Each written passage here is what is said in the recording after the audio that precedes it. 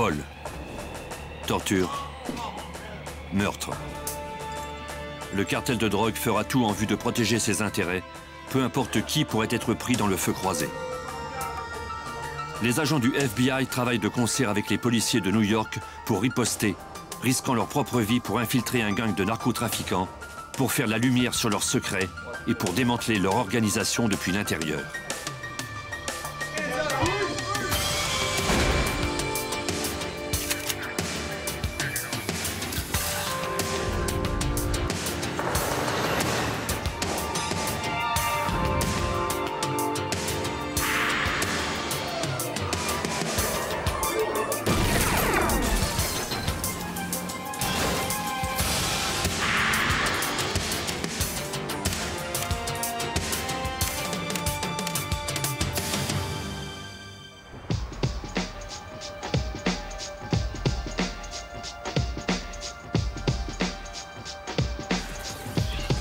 Le crack est bon marché, facile à fabriquer, et il crée une forte accoutumance.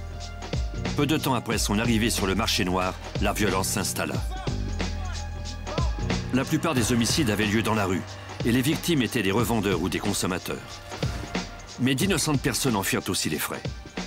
L'enquêteur Richard Ippolito de la police de New York travaillait pour la brigade des stupéfiants. Le propriétaire d'un restaurant chinois est sorti un soir de son commerce. Il y avait là 2 toxicomanes qui auraient fait n'importe quoi pour avoir leur dose.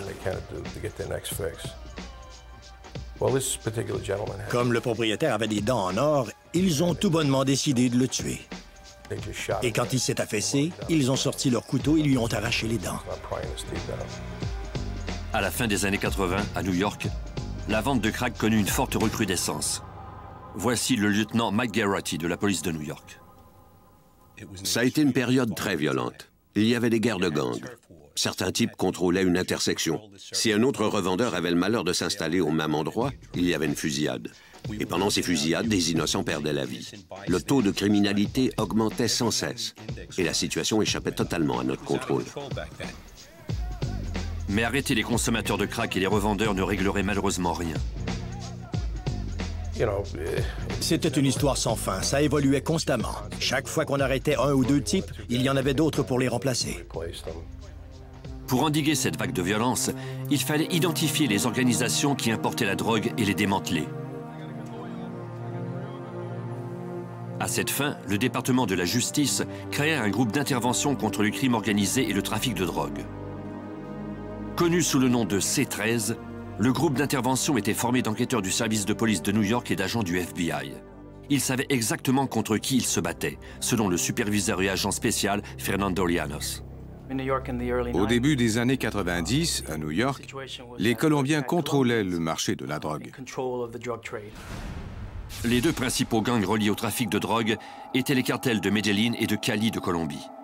Quand les cartels envoyaient des drogues aux États-Unis, ils les cachaient dans des cargaisons de marchandises réglementaires, comme nous le raconte l'agent spécial Phil Spinelli des douanes américaines. Avec les conteneurs, on peut cacher des narcotiques parmi toutes sortes de marchandises envoyées aux États-Unis. Ils ont déjà mis des narcotiques sous forme liquide dans des bouteilles. Ils ont déjà fabriqué des dominos avec des drogues, ou ils en ont mis dans des boîtes de pâte de goyave et des boîtes de conserve de pêche parfaitement scellées. Ces stupéfiants arrivaient au port de New York, l'un des ports les plus achalandés au monde. Dans le secteur de New York, on reçoit environ 5000 conteneurs par jour. Chacun de ces conteneurs contient entre 8000 et 13 000 kilos de marchandises. C'est donc extrêmement difficile à fouiller. Ce serait comme chercher une aiguille dans une botte de foin. Quand les drogues arrivaient à New York, elles étaient ensuite distribuées partout au pays. Le groupe d'intervention était résolu à mettre fin à cet approvisionnement en drogue et à démanteler les cartels. Le but de notre groupe d'intervention était de recueillir des informations, de surveiller ces types et d'infiltrer leur groupe pour les démanteler ensuite. Pour y arriver, l'agent d'infiltration Ippolito s'introduisit clandestinement au sein de cet univers. Mais il avait besoin d'aide. Les enquêtes les plus efficaces sont celles où l'on parvient à avoir des informateurs parce qu'ils savent ce qui se passe. Ils font déjà partie de l'organisation. Dès que l'enquêteur eut gagné la confiance d'un informateur, les portes commencèrent à s'ouvrir. Un de mes informateurs était extrêmement fiable. En décembre 1991, l'informateur parla à Hippolito d'un certain Eduardo. Selon lui, ce fabricant de clones de téléphones portables pouvait avoir des liens avec le cartel de Medellín. Toujours selon l'informateur, les cartels de drogue colombiens voulaient à tout prix faire affaire avec la mafia américaine. Pour eux, les membres du crime organisé étaient là depuis longtemps et ils connaissaient la machine et avaient tous les contacts. C'était principalement pour ça qu'ils voulaient travailler avec eux. Cela pouvait représenter l'occasion espérée par Hippolito pour infiltrer le cartel. Il décida de se faire passer pour un membre de la mafia intéressé à organiser une transaction importante avec le cartel colombien pour faire entrer des stupéfiants à New York. L'enquêteur demanda à son informateur d'arranger une rencontre entre Eduardo et lui et de le présenter sous le nom de Tony Romano, son nom d'emprunt. L'informateur rencontra Eduardo et lui parla alors de ce Tony Romano. Eduardo sembla intéressé par ce contact au sein de la mafia et il accepta de le rencontrer. Mais il mit toutefois l'informateur en garde. S'il s'agissait d'un coup monté, il se vengerait.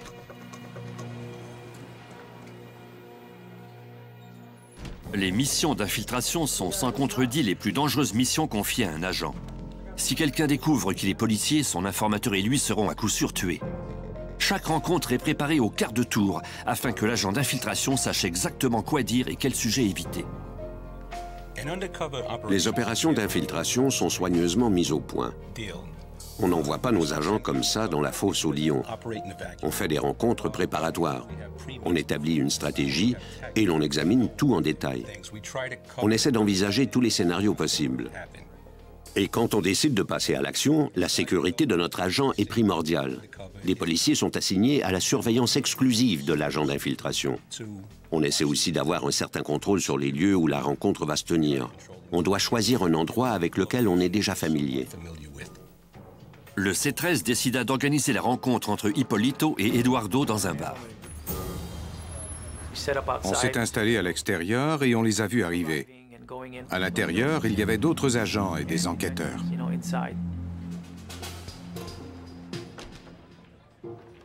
La clé consiste à ne jamais paraître nerveux.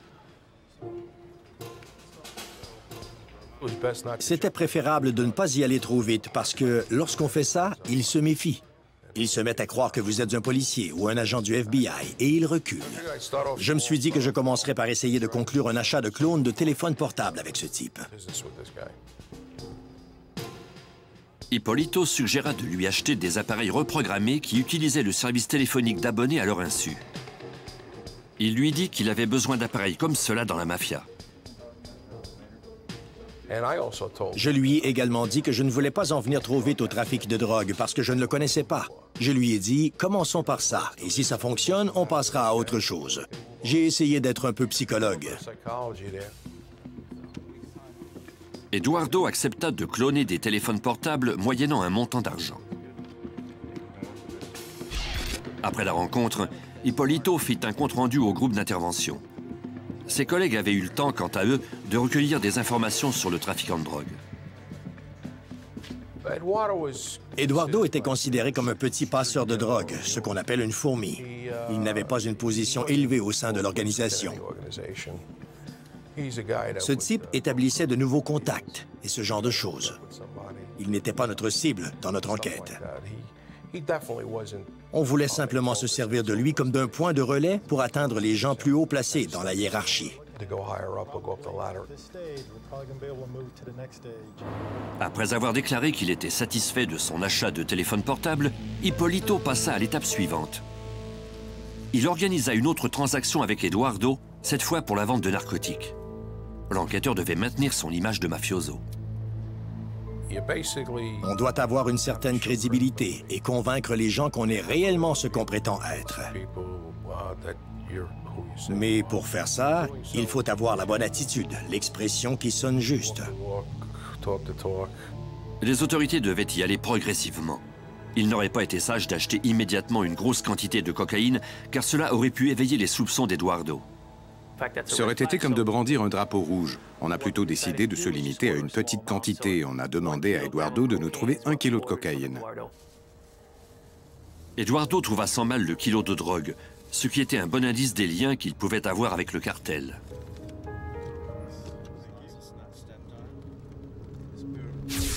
Le groupe d'intervention C13 vérifia la pureté de la cocaïne que leur avait vendue Eduardo. Elle était d'une qualité remarquable, presque pure à 100%, ce qui nous indiquait qu'on avait frappé à la bonne porte, ce qu'on espérait. La pureté de la cocaïne indiquait qu'il n'y avait pas une intermédiaire. Eduardo semblait être un bon filon pour infiltrer le cartel après tout.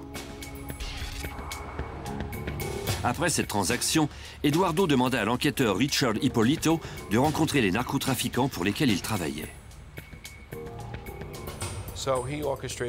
Il a organisé une rencontre entre une femme qui se faisait appeler Monica et moi. Ces gens ne donnent jamais leur vrai nom pour éviter d'être identifiés. Comme lors des rencontres antérieures, des agents civils protégeraient Ippolito. Celui-ci devait constamment jouer le rôle de Tony Romano, le mafioso. Il expliqua à Monica qu'il avait des liens avec du personnel des douanes et qu'il pouvait aisément déplacer des cargaisons dans le port. Les agents virent un homme surveiller la rencontre. L'agent spécial Fernando Llanos. Les Colombiens étaient bien organisés et parfois ils menaient leurs propres opérations de surveillance. C'était une procédure normale pour eux.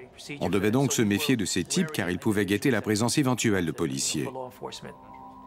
Il s'agissait d'une rencontre préliminaire. Aucune décision importante ne fut alors prise.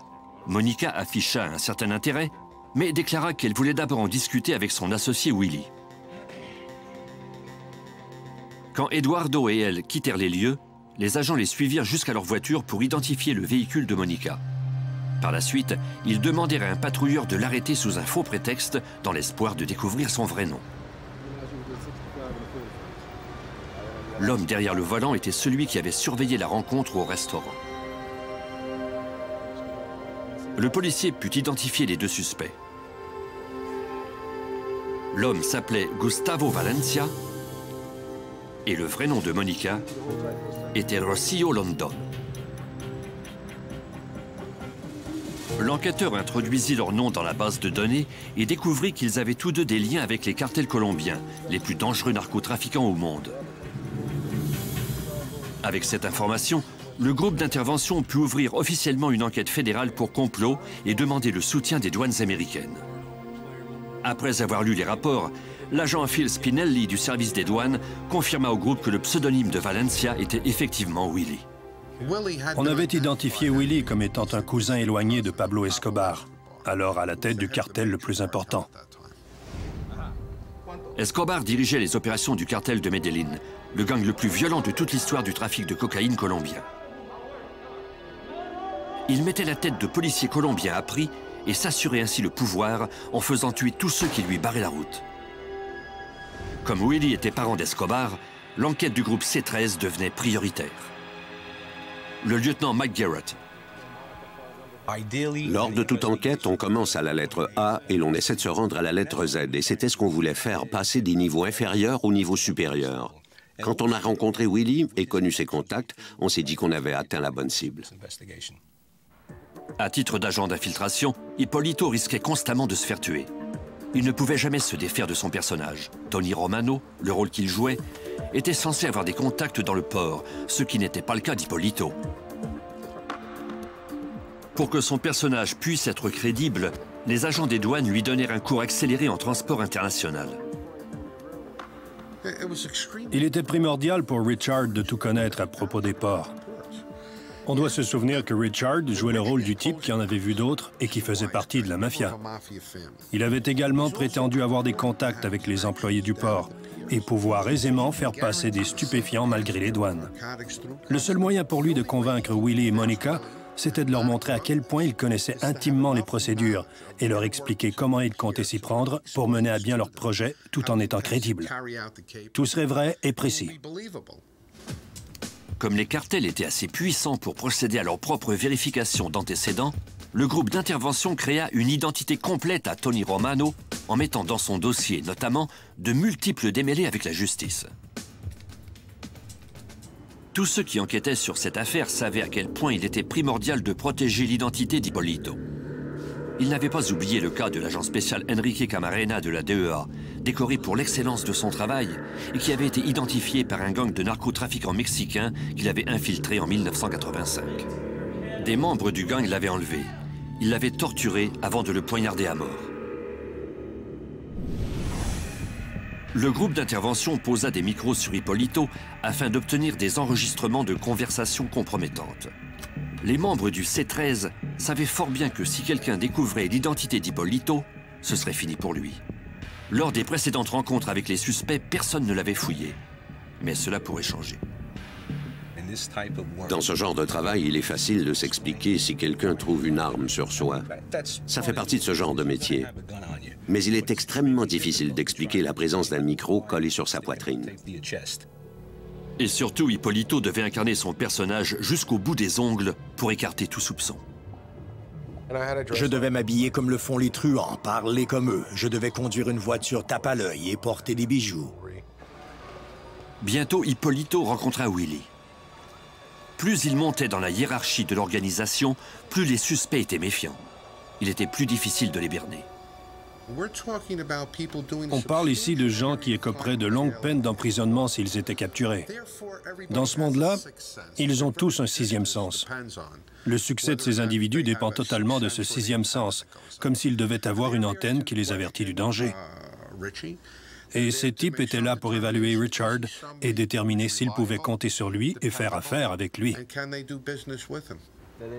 Les agents écoutèrent la conversation tout en protégeant Hippolito. Les policiers sont aussi de vrais amis et ils ne veulent pas nous voir mourir. C'était rassurant de penser qu'il y avait des gens pour me protéger. Le groupe d'intervention gravissait progressivement les échelons du cartel, sachant toutefois que la moindre erreur pourrait s'avérer fatale.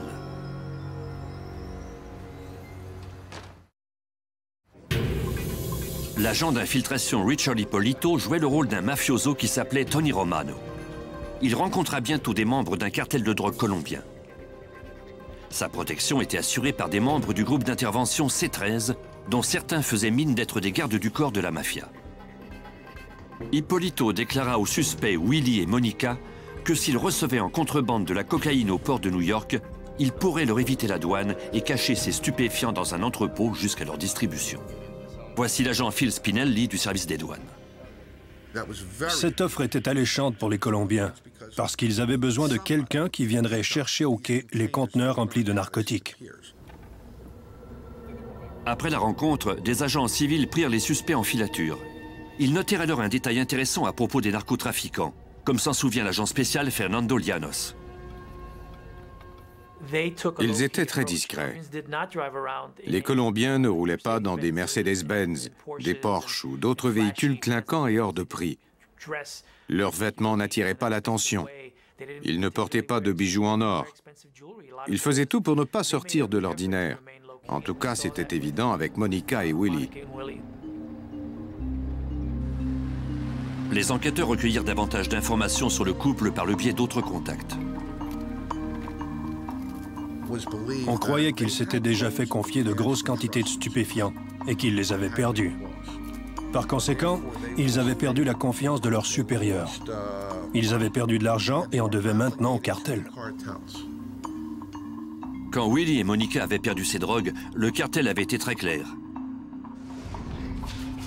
Ils devaient tout rembourser, sans quoi ils mourraient. Cette situation devrait permettre au groupe d'intervention de faire progresser l'enquête. Les individus qui doivent de l'argent à un cartel et qui veulent régler cette dette sont plus motivés à prendre des risques pour gagner une importante somme. Ils pourront ainsi remettre le compteur à zéro. Par le biais de Willie et Monica, les enquêteurs pourraient faire avancer leur enquête et percer le monde secret du cartel, comme nous le raconte l'agent Hippolito. On voulait obtenir un mandat de la Cour nous autorisant à mettre les suspects sur écoute et à recueillir des informations sur eux. Ainsi, on saurait ce que ces types tramaient avant qu'ils passent à l'action. Comme le couple avait discuté de trafic de drogue avec Hippolito, les enquêteurs n'eurent aucun mal à obtenir l'autorisation de mettre leur ligne sur écoute. Le groupe d'intervention put ainsi vérifier si les membres du cartel se doutaient de la véritable identité d'Hippolito. Ils parlaient librement au téléphone. Ils discutaient de leurs arrangements ensemble, de leurs projets et du gros mafioso qu'ils avaient rencontré. Sur un enregistrement, on pouvait entendre Willie et Monica dire à leurs contacts au sein du cartel que Tony Romano ne présentait aucun danger. Le cartel avait mordu à l'hameçon. Il était prêt à passer à l'étape suivante. Il envoyait un autre membre haut placé pour rencontrer le mafioso. Une autre femme est alors apparue, une certaine Magola. C'était une très jolie Colombienne. C'était la nièce d'un baron de la drogue très connu qu'ils appelaient Ivan le Terrible et qui était responsable de la mort de 19 agents de la police nationale. Le groupe d'intervention savait qu'Ivan le Terrible était spécialisé dans le meurtre de policiers, généralement dans une chambre de torture qu'il avait fait construire dans ses installations de Bogota, en Colombie.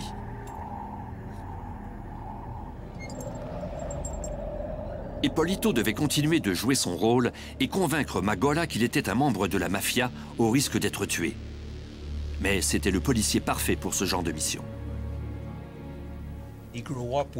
Il avait grandi avec des gens qu'on disait de la pègre. Il savait comment ils se comportaient. Il leur ressemblait beaucoup. Il savait comment jouer son rôle et comment s'habiller. Il suffisait de le laisser aller un peu à sa guise, de lui donner un scénario, et il jouait le rôle à la perfection. Hippolito remarqua que l'un des associés de Magola avait une arme à feu. Il devait décider s'il y avait lieu de demander des renforts.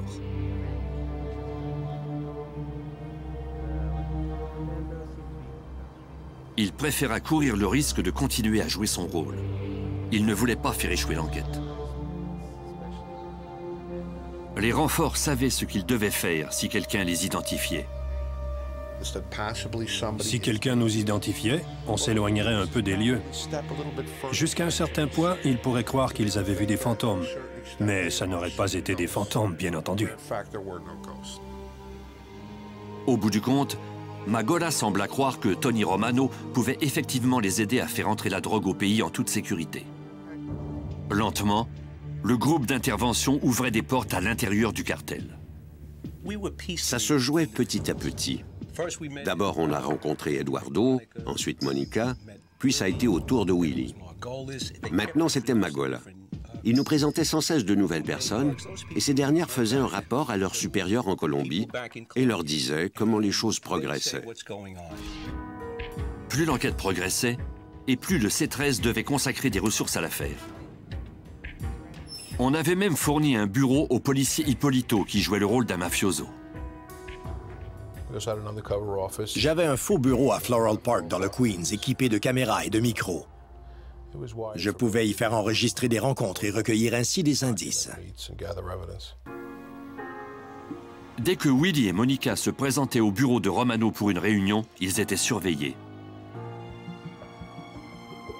L'agent spécial Mary Setzer du FBI jouait le rôle de la réceptionniste du mafioso. On se voyait au bureau environ 2 ou 3 fois par mois. J'avais la responsabilité de répondre à la porte quand les suspects arrivaient, d'annoncer leur arrivée à notre agent d'infiltration, puis de les faire entrer dans son bureau. Elle devait protéger l'agent d'infiltration, mais elle faisait aussi partie de la mise en scène. Richard essayait souvent de faire descendre la tension en me faisant des faux appels depuis son bureau lors des réunions. Il prenait son combiné et me disait « Assurez-vous que cette commande arrive demain ou terminez cette télécopie. » L'agent effectuait toutes ses manœuvres pour convaincre le cartel qu'il était bien Tony Romano. On doit se bâtir une crédibilité auprès de ces gens. Si vous prétendez être quelqu'un, vous devez leur montrer que c'est vrai, leur en faire la preuve. On a donc mis au point ce plan de les faire venir à mon bureau et de les mettre à l'aise. Ça nous donnait également un lieu de rencontre privé. Ils s'y sentaient en sécurité. C'est un processus lent que le groupe d'intervention a entrepris pour faire inculper de fraude des adversaires méfiants. Voici l'agent spécial et superviseur Fernando Llanos. Ces individus étaient assez rusés. Ils étaient impliqués dans le trafic de narcotiques depuis plusieurs années en Colombie et ailleurs. Ils travaillaient pour le développement du cartel afin que la drogue soit distribuée partout à travers le monde. Lors de cette enquête, on était constamment inquiet qu'il y ait une fuite, que quelqu'un vende la mèche accidentellement ou que ces types découvrent le poteau rose lors de leurs opérations de surveillance. Si le cartel avait le moindre doute, il ferait assurément tuer Hippolito et son informateur. Lors de ses rares jours de congé, Hippolito devait justifier le fait qu'il ne pouvait rencontrer Willie et Monica. Il leur disait qu'il allait à Atlantic City pour y régler des affaires de la mafia. Bientôt, Willie et Monica lui demandèrent de leur montrer ce qu'ils faisaient dans cette ville de jeu. Cela posait un problème de taille pour Hippolito, car il ne menait aucune opération à Atlantic City. L'équipe dut mettre un plan au point pour berner les narcotrafiquants. Je les ai emmenés à Atlantic City avec moi, toujours pour sauver ma crédibilité.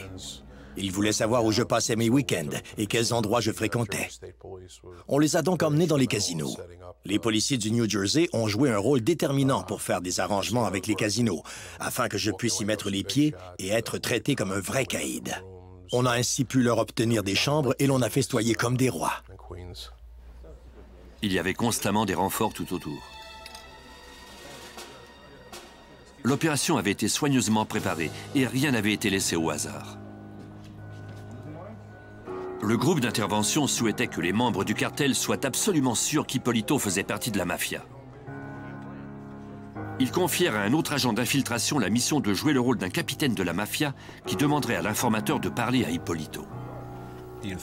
L'informateur a glissé un mot à Richard, et Richard s'est éloigné du groupe, tout en restant dans le champ de vision des suspects.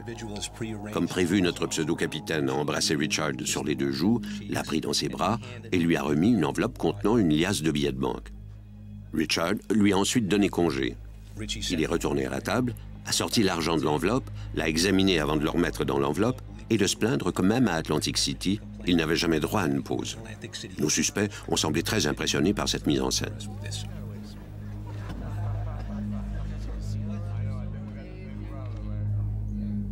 Mais le cartel, lui, n'était pas encore convaincu.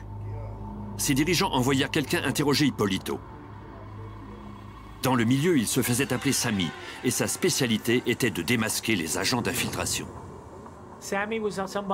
Sammy était un type important. C'était un nouveau joueur dans notre affaire. Il était une figure d'autorité, quelqu'un qui, apparemment, pouvait déterminer si un individu était un agent d'infiltration ou pas.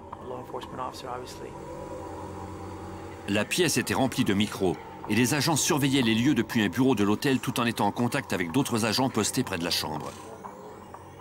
Ils devaient protéger Hippolito, mais ne pouvaient passer à l'action trop rapidement. On doit prendre ce genre de décision en une fraction de seconde. Et si l'on prend la mauvaise décision dans une enquête comme celle-là, en intervenant trop rapidement, on peut ruiner 1 an de travail. Par contre, si l'on hésite trop, on peut perdre un de nos agents. Sammy commença l'interrogatoire.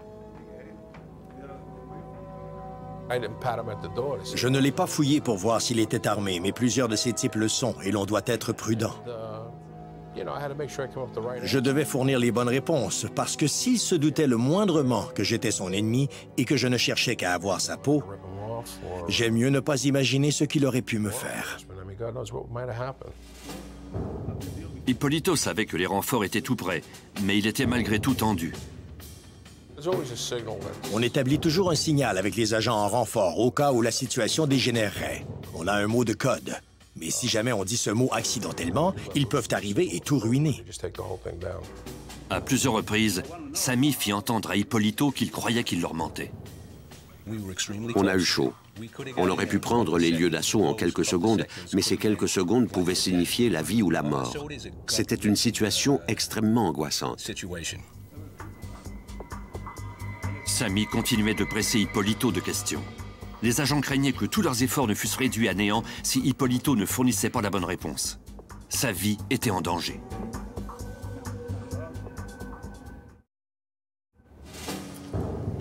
l'agent d'infiltration Richard Hipólito devait affronter un interrogateur du cartel de drogue de Pablo Escobar.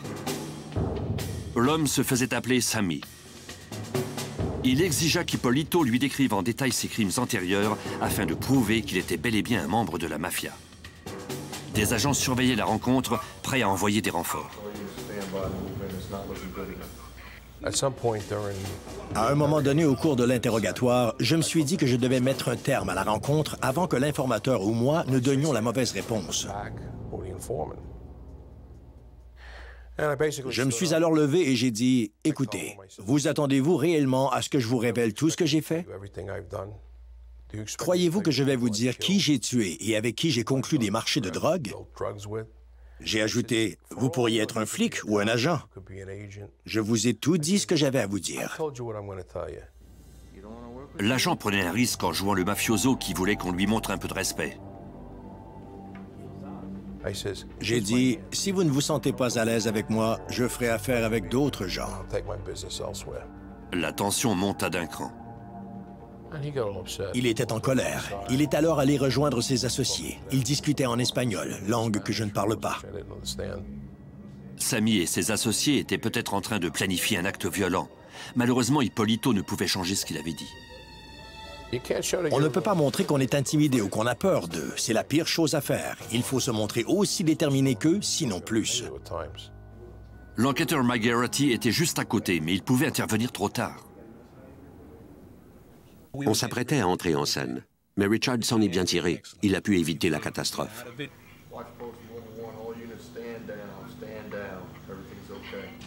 Sammy conclut finalement qu'Hipólito était vraiment un membre de la mafia. Il est revenu avec le sourire et m'a serré la main. Il a dit, « Nous allons faire affaire avec vous. » Une fois de plus, l'agent avait réussi à berner les suspects. L'agent Phil Spinelli, du service des douanes. Ça fait partie du boulot. On doit sembler calme, même lorsqu'on est sous pression. Mais Richard est un vrai pro, et il a très bien géré la situation. Avant le départ des narcotrafiquants d'Atlantic City, Sammy décida de tester l'informateur, comme s'en souvient l'agent spécial et superviseur Fernando Llanos. Tous ceux qui étaient là ont demandé à notre informateur de les accompagner à leur chambre pour lui parler en privé. Heureusement, on se trouvait dans la chambre voisine, d'où l'on a pu écouter la conversation. L'informateur n'avait pas subi d'entraînement comme l'agent d'infiltration. Il pouvait très bien mal réagir à l'interrogatoire auquel on le soumettait. Les agents purent voir Sammy tenter de contraindre l'informateur à trahir Tony Romano. Il n'y allait pas de main morte. La situation était très tendue. L'équipe de renfort a cru qu'elle aurait à défoncer la porte pour sauver l'informateur, ce qui aurait anéanti nos efforts. L'enquête était importante, mais elle était moins que la vie d'un homme. On doit prendre des risques calculés et c'était un de ces moments délicats. Pourrions-nous réagir assez vite? Pourrions-nous intervenir à temps si cet homme brandissait une arme à feu ou un couteau et qu'il le plaçait sur le cou de notre informateur? L'informateur se refusait à trahir le puissant mafioso. Il a dit, « Les hommes de Romano vont me tuer plus vite que vous. Je ne ferai jamais rien pour le trahir, lui et le reste de la famille. » Et quand il a dit ça, ils se sont mis à le respecter. Si ce type refusait de me trahir, cela signifiait qu'il avait une certaine intégrité et qu'il ne leur causerait pas d'ennui à eux non plus. Ils ont alors débouché une bouteille de champagne et ils ont trinqué ensemble. Une autre crise venait d'être évitée.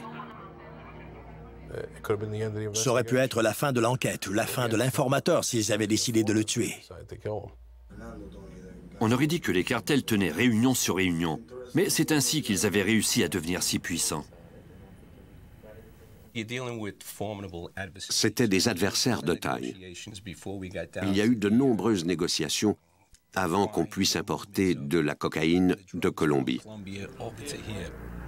La mission d'infiltration se poursuivait et l'échelon suivant était une rencontre avec Hernando Sanchez Henao, un membre haut placé du cartel. Celui-ci suggéra de ne pas se contenter d'un simple envoi, mais de commencer immédiatement un trafic régulier de cocaïne vers les États-Unis. Pour lui, il s'agissait d'un mariage conclu entre les cartels colombiens et la mafia américaine. On leur fournissait l'occasion de faire entrer en contrebande un produit et de le garder dans nos entrepôts sans qu'il y ait la moindre intervention de la part des policiers. De fait, on fournissait à cette organisation un point de vente unique et ils étaient ravis. L'entrée en scène d'Hernando signifiait que le C-13 pénétrait de plus en plus profondément au cœur du cartel d'Escobar. On était très fiers d'avoir eu accès à lui, parce que ça nous indiquait qu'on se rapprochait peu à peu du chef. Munis d'un mandat, les enquêteurs mirent les lignes téléphoniques d'Hernando sur écoute. Pour protéger Hipólito, ils acheminaient les appels qu'il recevait à Atlantic City à sa maison de New York. Lors d'un appel d'Hernando, celui-ci demanda à Hipólito de se rendre en Colombie avec lui afin d'inspecter un envoi de cocaïne. Cette mission était trop risquée pour Hipólito. Ça aurait été comme de se jeter dans la gueule du loup. Le groupe d'intervention serait incapable de le protéger là-bas. Le cartel aurait toutefois des soupçons si l'agent reculait, et il pourrait le faire tuer.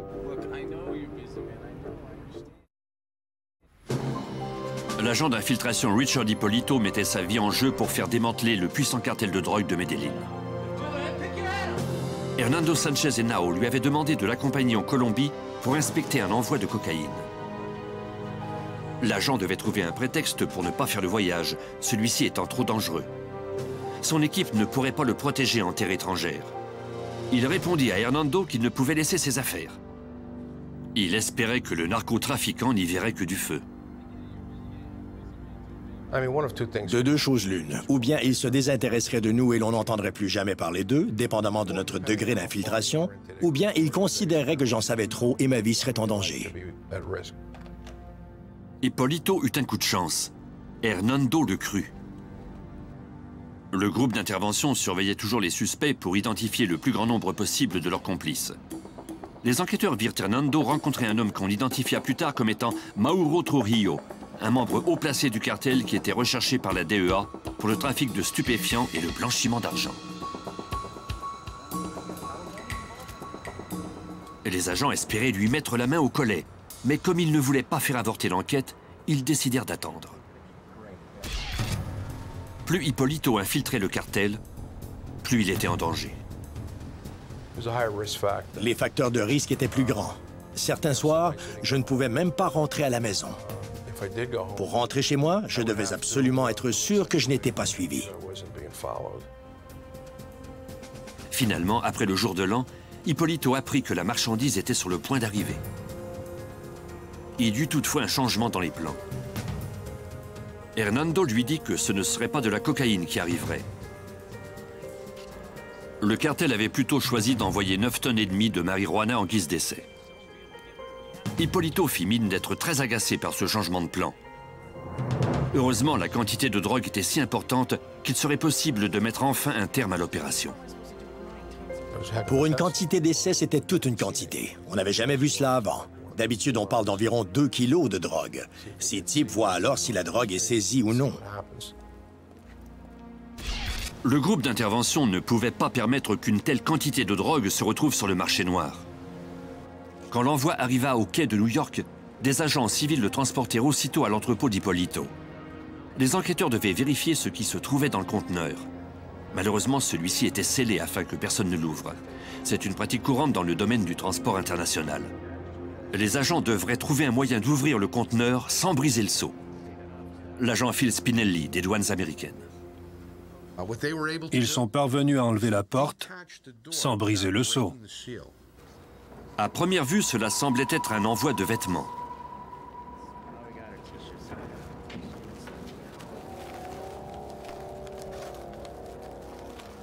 Mais sous les t-shirts se trouvaient des tonnes de marijuana.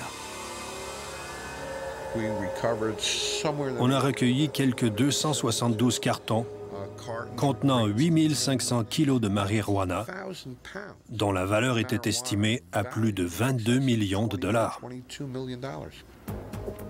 À l'évidence, les agents faisaient affaire à un gros cartel.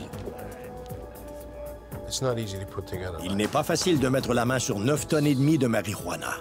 Ces gens avaient visiblement des ressources. C'était vraiment eux les bandits, ceux qui faisaient ce trafic. Ces types détruisaient peu à peu le pays avec ces drogues. Et il nous fallait démanteler leur organisation pour mettre un terme à tout ça. Pour pouvoir entamer des poursuites, le groupe d'intervention C13 devait voir les suspects effectuer la transaction et accepter la marchandise. Hippolito les invita à entrer dans l'entrepôt. Bien entendu, il y avait des caméras vidéo et du matériel de surveillance à l'intérieur. Un de mes faux employés est venu avec de grosses pinces pour couper le seau sur le conteneur. Je leur ai donné le seau en leur disant que c'était un petit souvenir pour eux. Ils pouvaient ainsi voir que l'envoi était toujours scellé, que personne n'avait essayé de l'ouvrir. J'avais alors un couteau à ouverture automatique sur moi. J'ai ouvert le conteneur. Ils ont regardé à l'intérieur et semblaient satisfaits. Ils ont vu que c'était bien les choses qu'ils avaient envoyées. Ils ont alors voulu se servir. Mais Hippolito ne pouvait pas laisser les drogues se retrouver sur le marché noir. Il se servit alors à son avantage du changement de plan du cartel qui avait envoyé de la marijuana plutôt que de la cocaïne. J'ai dit, vous m'avez trompé, mais maintenant c'est moi qui vais vous dire quoi faire. Je veux que cette marchandise reste ici. Quand j'aurai reçu ma drogue, vous pourrez avoir votre marijuana. Les suspects furent alors pris de panique. Ils voulaient désespérément avoir cette drogue. Monica m'a même offert son bébé pour me montrer sa bonne foi. Personne jusque-là n'avait envisagé une telle proposition. La peur s'empare de nous quand on entend des histoires comme ça. Si elle était prête à donner son enfant à un criminel connu, que m'aurait-elle fait à moi ou à n'importe quel membre de l'équipe si elle avait découvert qu'on faisait partie des forces de l'ordre et que Richard était en fait un agent d'infiltration? Ça donne des frissons dans le dos. Hippolito ne changea pas d'idée. Il ne laisserait pas les narcotrafiquants prendre la marijuana tant qu'ils n'auraient pas reçu la cocaïne qu'il avait demandée. Les membres du cartel acceptèrent finalement et ils s'entendirent pour se rencontrer plus tard. Pendant que le C13 planifiait les arrestations, Hippolito fut soumis à des pressions de la part de membres du cartel. Je suis devenu très nerveux lors des rencontres qui ont suivi parce qu'ils insistaient pour qu'ils leur remettent la drogue, ou du moins une partie de la drogue, afin qu'ils puissent en vendre un peu. Le 3 février 1993, plus d'un an après le début de l'enquête, les plans d'arrestation étaient enfin terminés. Le groupe d'intervention passa à l'action. On commença par arrêter Willie et Monica au bureau d'Hippolito. Les suspects ne se doutaient de rien.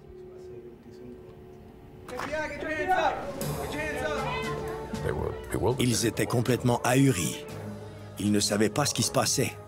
Des agents sont arrivés avec des fusils à la main et des gilets pare-balles sur le dos. L'homme qu'ils connaissaient sous le nom de Tony Romano apparut alors. Je suis arrivé et je leur ai parlé. J'ai essayé d'obtenir leur collaboration. Je leur ai dit que j'étais de la police. Je crois qu'ils se sont sentis trahis, mais j'avais fait cela dans l'intérêt de la justice. Willie m'a regardé, une larme au coin de l'œil, et m'a dit « Comment as-tu pu me faire ça ?» Et j'ai dit « Willie, tu viens dans ce pays, tu importes ces drogues et tu détruis notre peuple, notre jeunesse. » J'ai ajouté « Moi, je suis un agent de police, je suis un enquêteur, je suis là pour faire respecter la loi et toi, tu l'as enfreinte. » J'ai dit « Vous êtes en état d'arrestation. » Et ça s'est terminé là. Je suis alors sorti de la pièce. En l'espace de 24 heures, le C13 procéda à l'arrestation d'Hernando et de 6 autres de ses complices. On n'a jamais retrouvé Magola. Elle s'est enfuie en Colombie. Eduardo, Monica, Willie, Hernando, Trujillo et d'autres ont été accusés de multiples chefs d'inculpation pour avoir comploté en vue de distribuer des narcotiques. L'agent spécial Mary Setzer du FBI. Ils ont tous plaidé coupables. Mais Mauro Trujillo, connu également sous le nom de Restrepo, s'est enfui du pays pour retourner en Colombie. Le FBI est toujours à la recherche d'informations sur l'endroit où Trujillo pourrait se trouver. Si quelqu'un a des informations à ce sujet, il peut appeler le bureau du FBI de New York au 212-384-1000. Grâce à une dangereuse mission de plus d'1 an, menée par les agents du FBI et les policiers qui formaient le groupe d'intervention C13, on a pu démanteler un cartel de drogue que plusieurs croyaient impossible à arrêter.